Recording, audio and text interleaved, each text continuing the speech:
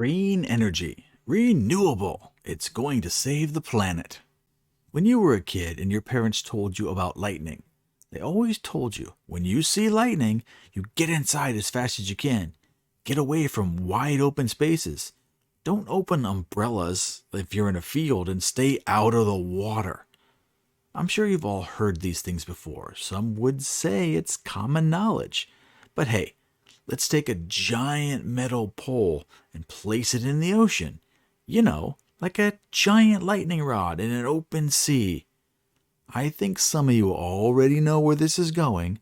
Let me preface by saying I'm not against renewable energy, but forcing it as the only solution and punishing anyone who has a different opinion, this is just getting ridiculous. So some giant brain engineer decided to put a lightning rod off the coast of Ireland, then power it up with 3.6 megawatts of power. Well, wouldn't you know it, they had a thunderstorm with lightning and everything. I can only guess that it wasn't grounded properly and it caught on fire.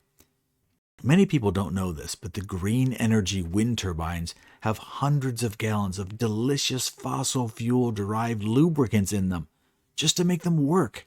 It's called oil, and you need lots of oil to keep parts moving in a machine. Once the fire started, the owner of the turbine, GE Energy, decided to let the fire burn out on its own. I mean, it's not like there was any water around to put out a fire. But in reality, I have a theory.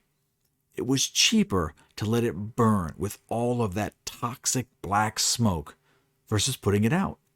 Using the surrounding water to extinguish the fire would almost certainly wash all of that burning oil into the water, creating another ecological disaster off the coast of Ireland.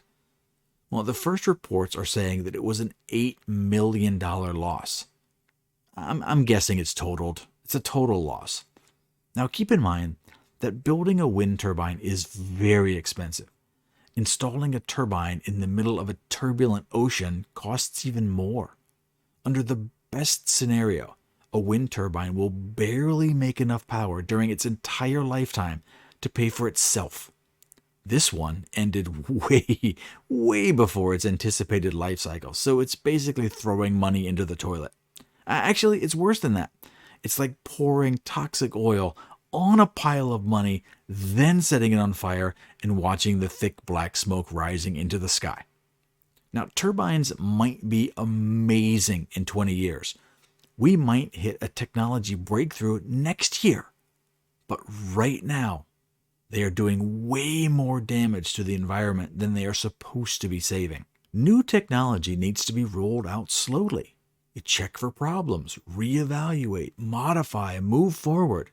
You can't demand the entire world stops using fossil fuel immediately because a Swedish high school dropout is sad. This is all wrong.